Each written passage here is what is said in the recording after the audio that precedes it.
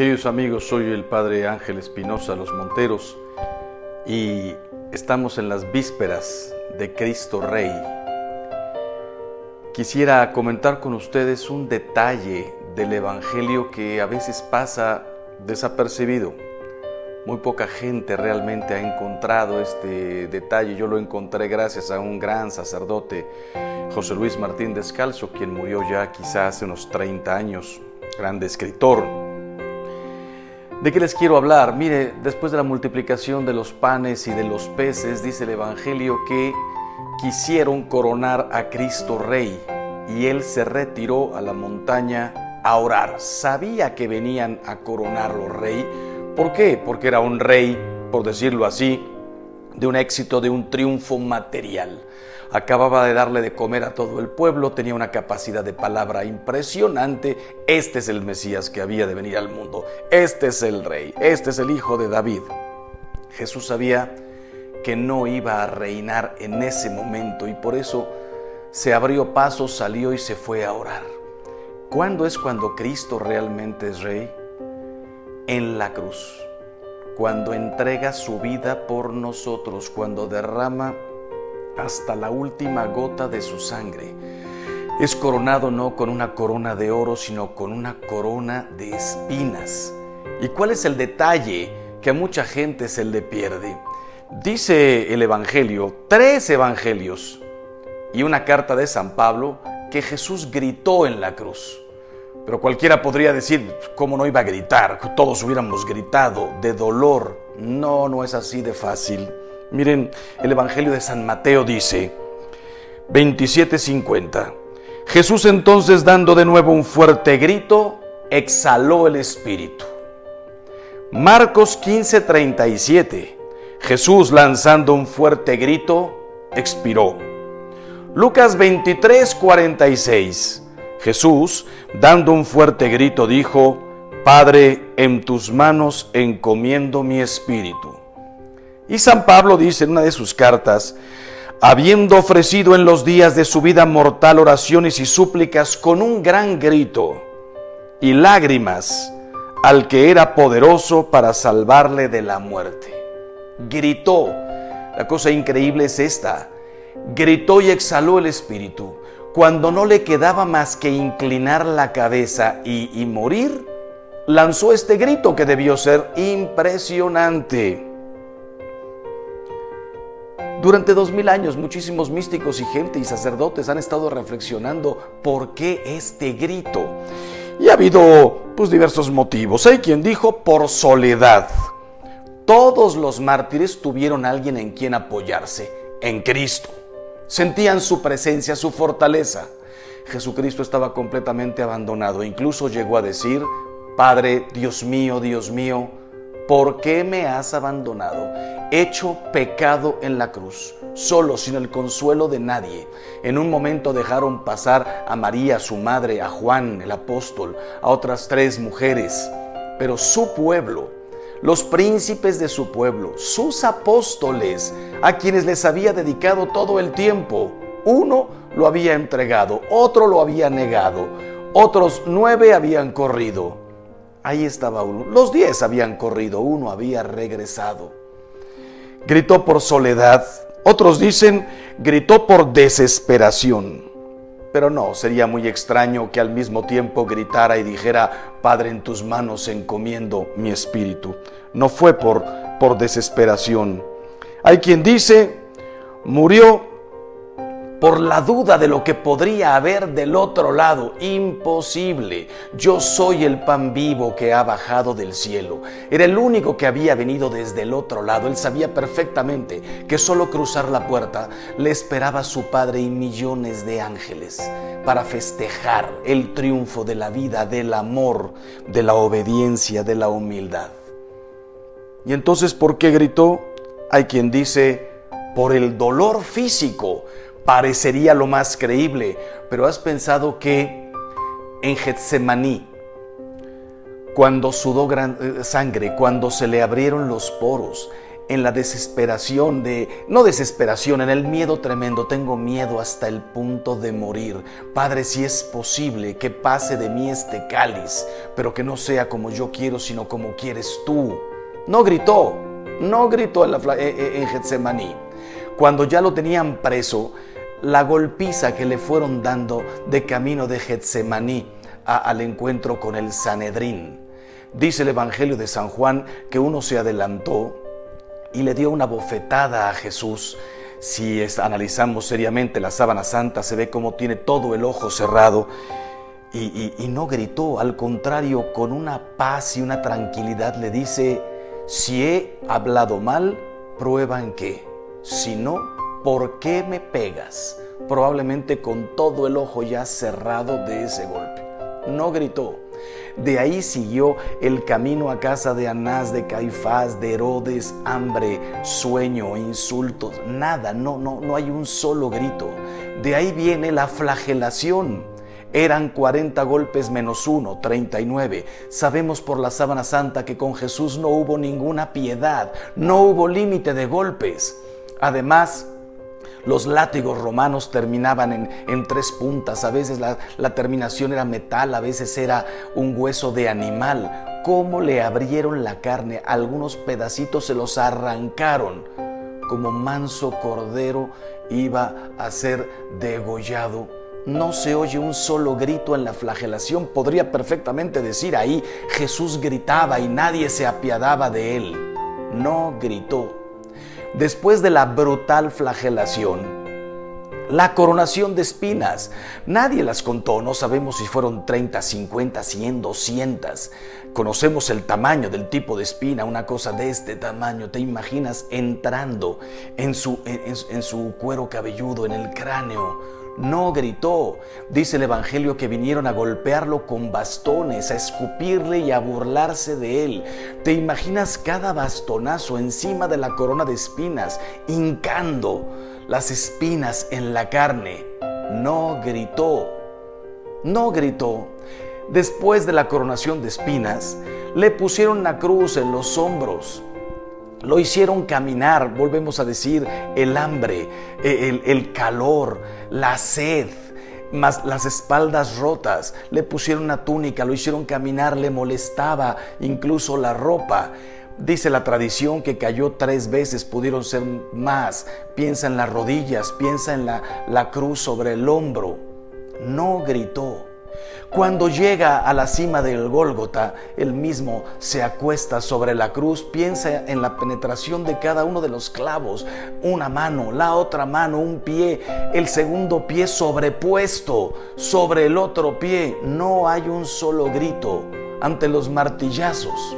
Cuando levantaron la cruz y su carne golpeó el madero abrupto, lleno, por decirlo así, de costras. ¡Qué dolor! Y no hay ni un grito. 3 horas colgado en la cruz y nos da las 7 palabras, nos entrega a su madre. Dice: tengo sed, se encomienda a su padre, ni un grito. Y cuando faltaban solamente 1 segundo para morir, dando un fuerte grito, expiró. ¿Por qué gritó? No fue del dolor físico. Y entonces viene este sacerdote José Luis Murtín Descalzo y dice: gritó por el dolor moral. Dolor moral. Lo grave no es morir, sino morir inútilmente. ¿Por cuántos? ¿No te daría gusto a ti que me estás escuchando morir si te asegurara yo ahora mismo que tu muerte será la redención, la paz, todo para todo el universo? Creo que hasta yo me ofrecería. En cambio, Jesús sabía para cuántos iba a ser inútil, para cuántos moría en vano. El Evangelio de San Lucas, en el capítulo 14, versículo 13, dice: acabado todo tipo de tentación, el diablo se alejó de él hasta un tiempo oportuno. ¿Qué significa un tiempo oportuno? Recuerdan ustedes las 3 tentaciones. Pide que estas piedras se conviertan en pan. tírate del pináculo porque total los ángeles te atraparán, te sostendrán con sus alas. Tercera tentación, póstrate y adórame, y todo esto te daré. Y Jesús había respondido con una entereza: no solo de pan vive el hombre. No tentarás al Señor tu Dios, solo a Dios adorarás. No había tenido, con todo y que tenía 40 días de ayuno, no había tenido el problema en responder con esa entereza. Sabemos por el Evangelio de San Juan 13:2, dice: cuando ya el diablo había inspirado a Judas, estaba rondando ahí el diablo. Y dice Juan 13:27, tras el bocado entró en él Satanás, en Judas. Estaba ahí en la última cena rondando. Dice José Luis Martín Descalzo: ¿cuál es ese otro momento oportuno en el que se presenta el diablo a tentar a nuestro Señor? Probablemente fue en la cruz. No habrá llegado Satanás en ese momento para presentarle como un velo enorme. ¿Para cuántos moría en vano? ¿Cuántos no se iban a reconciliar? ¿Cuántos lo iban a odiar para siempre en aquel tiempo y ahora? ¿No habrá visto desde la cruz la mediocridad de sus elegidos? Los apóstoles, los discípulos, los que vendríamos después, sacerdotes, laicos, consagradas, religiosos y religiosas. La mediocridad de todos nosotros, el que nos había llamado a la santidad y a la perfección. ¿No habrá visto desde la cruz las falsificaciones de su evangelio?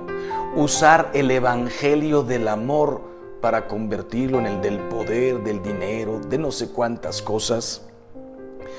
¿No habrá visto desde la cruz la violencia de los violentos?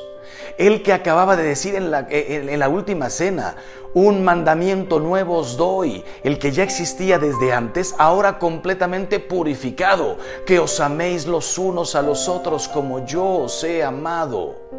Perdonad a quien os persigue, amad a vuestros enemigos, orad por quien os hace el mal, por quien os calumnia.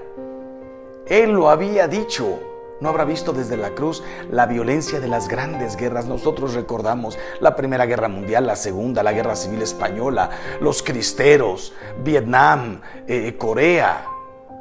No podemos olvidar que desde hace 2000 años, si no es que 3000, siempre, en algún lugar del mundo siempre se ha estado en guerra.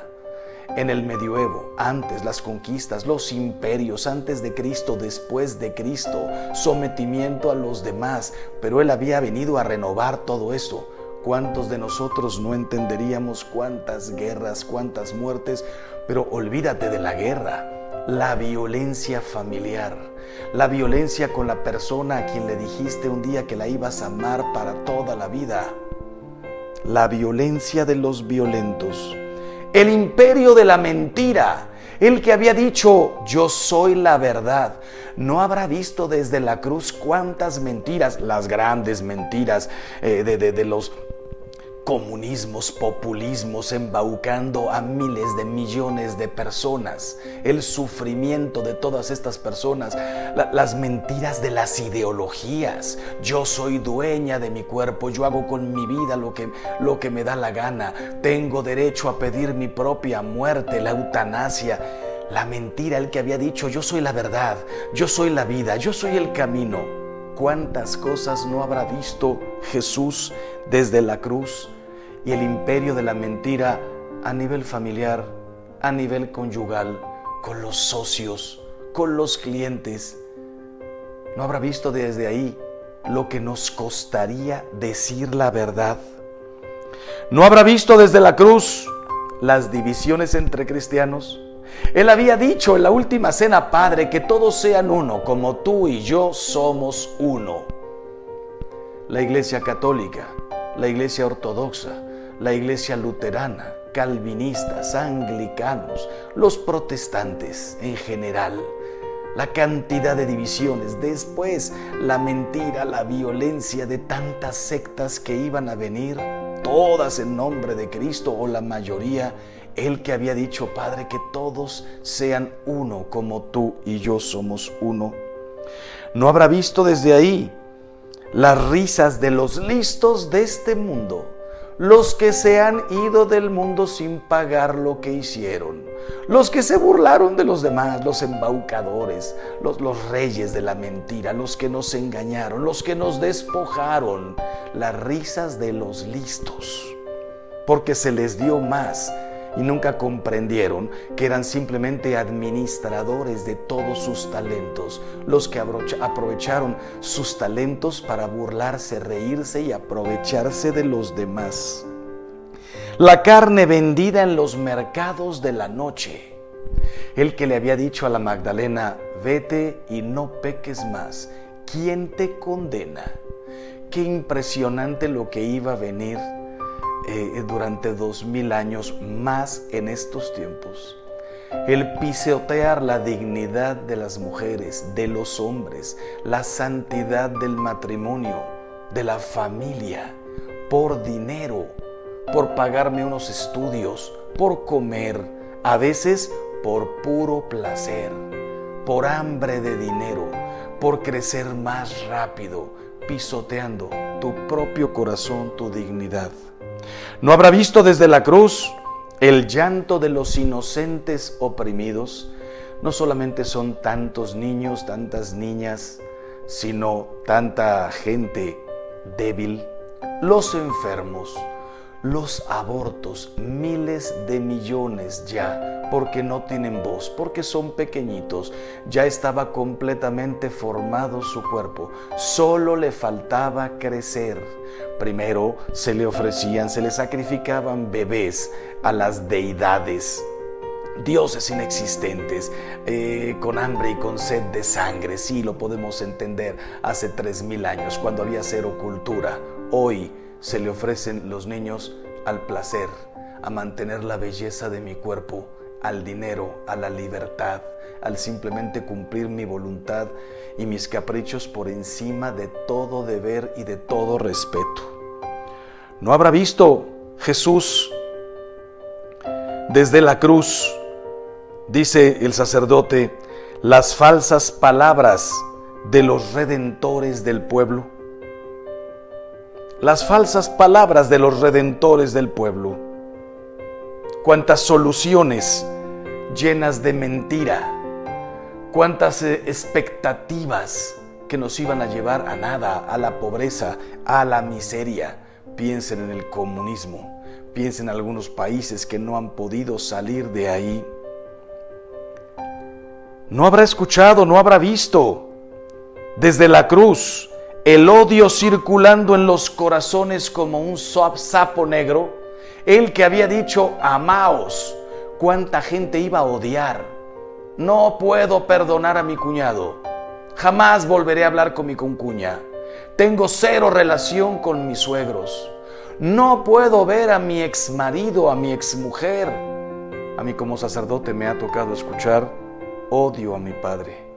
¿Se puede odiar a un padre? Honrarás a tu padre y a tu madre. Es que usted no sabe lo que me hizo. ¿No habrá visto desde la cruz el hambre de dinero resbalando por debajo de las puertas de todas las almas? El Hijo del Hombre no tiene una piedra donde reclinar la cabeza. Dormía en el campo, se hospedaba en la casa de Lázaro, Marta y María. Se quedaba en la casa de la suegra de Pedro, en la casa de Pedro. Dormía donde se podía, se quedaba dormido en la montaña, en una barca. ¿No habrá visto desde ahí el hambre de dinero, de poder, de satisfacción, de caprichos? ¿No habrá visto desde la cruz el infierno de los que cerraban sus vidas a las llamadas de su amor? ¿No habrá comprendido que podría dar un sentido al sufrimiento humano, pero no librar del sufrimiento y de la muerte a los hombres? El que había venido a dar su vida por nosotros, el que había sufrido hasta el máximo, hasta la última gota de su sangre. ¿No habrá escuchado desde la cruz el llanto en tantos hospitales? Madres perdiendo a sus hijos, hijos enterrando a sus padres.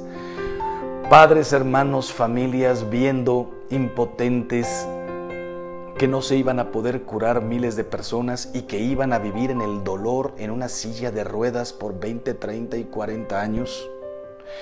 ¿No habrá sentido congelarse su alma ante el frío latigazo de la indiferencia, de los que no somos malos, de los que no tenemos hambre de dinero, de los que no somos poderosos, de los que no le hemos hecho mal nunca a nadie, pero que nuestra grande desgracia es la indiferencia? El que había venido a preocuparse por el leproso, por el ciego, por el paralítico, por la viuda, por el muerto, por todos se había preocupado. Le hacían filas de personas para que las curara. Se preocupaba por los mismos de Israel y en cuántas ocasiones dijo: no he venido para estos, pero bueno, tráiganmela. Yo he venido a curar a todos, a todo el mundo, a sanarlos del pecado y de la enfermedad. ¿Cómo no iba a gritar? Gritó.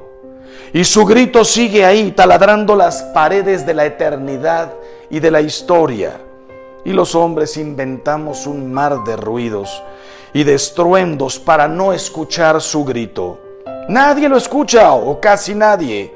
Apagado por los televisores, amortiguado por las guitarras eléctricas, cloroformizado por las risas de un mundo que no quiere oír los llantos de los hombres y mucho menos el llanto de Dios.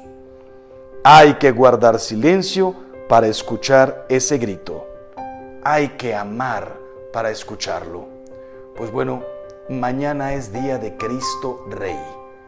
Está ahí en su trono, en la cruz. Le faltan unos instantes para morir.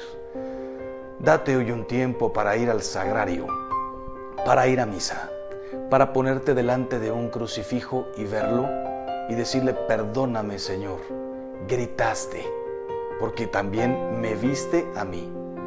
Dame la gracia, la fe, la esperanza, el amor para ponerme de pie y no ser más indiferente ante tu dolor y hacer todo lo que pueda por tu iglesia, por las almas, por los hombres, mis hermanos, en definitiva, por ti, que eres la cabeza del cuerpo místico. Yo sé, Señor, que por ti no puedo hacer nada. Tú estás con tu Padre, tú estás ya allá. Pero tú te has identificado con cada uno de los pequeños. El que dé de beber, aunque sea un vaso de agua, a uno de estos pequeños, a mí me lo da.